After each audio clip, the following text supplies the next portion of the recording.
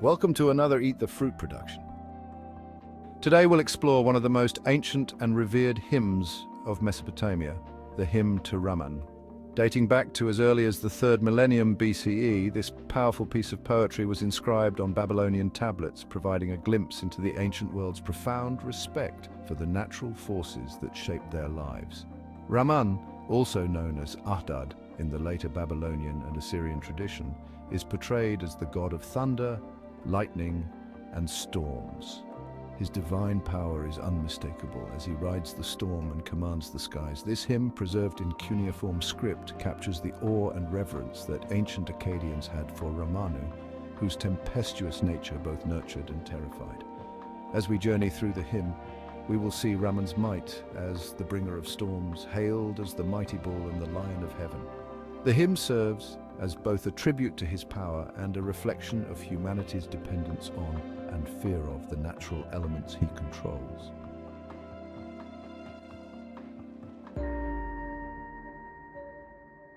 Ramman the glorious is thy name, exalted God. Lord Ramman, mighty bull and glorious is thy name, exalted God. Ramman, child of heaven, mighty bull and glorious is thy name, an exalted God. Lord of Karkar, mighty bull and glorious is thy name, exalted God. Ramman, Lord of plenty, mighty bull and glorious is thy name, exalted God. Companion of the Lord Ea, mighty bull and glorious is thy name, exalted God. The opening of the hymn immediately establishes Ramman's grandeur through repetition and exaltation. The repetition of the phrase mighty bull and glorious underscores his strength and unyielding force, likening him to a powerful bull, a symbol of virility and dominance in ancient Mesopotamian culture. His connections to other gods like Ea reveal his esteemed position within the pantheon, while his domain over the city of Karkar reflects his role as a protector and sustainer. Father Ramman, Lord that rideth the storm is thy name, exalted God. Father Ramman that rideth the great storm is thy name, exalted God. Father Ramman that rideth the great lion is thy name, exalted God. Ramman, lion of heaven, mighty bull and glorious is thy name, exalted God. Thy name doth enthrall the land, thy splendor covers the land like a garment. Here Ramman is vividly depicted as the rider of storms and the great lion, imagery that emphasizes his fearsome, untamable nature. As both the storm and the lion evoke chaos and destruction, Ramman is celebrated for his ability to command and harness these wild forces. His splendor is described as covering the land like a garment, a metaphor that evokes his overwhelming presence and control over the natural world. At thy thunder, the great mountain father Elul is shaken. At thy rumbling, the great mother Ninlil trembles. Elul sent forth his son Ramman. Who, O my son, directeth the storm, sendeth forth the storm? Ramman directeth the storm, sendeth forth the storm. Ramman's immense power is acknowledged even by other great deities, including Elul and Ninlil, the gods of the wind and earth.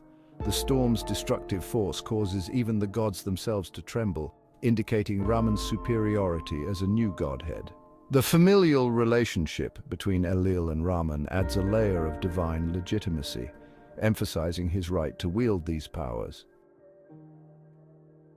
The storm like the 7 demons flieth, he sendeth forth the storm. Spirit, may thy sonorous voice give forth its utterance, he sendeth forth the storm. The lightning, thy messenger, goeth before thee, he sendeth forth the storm.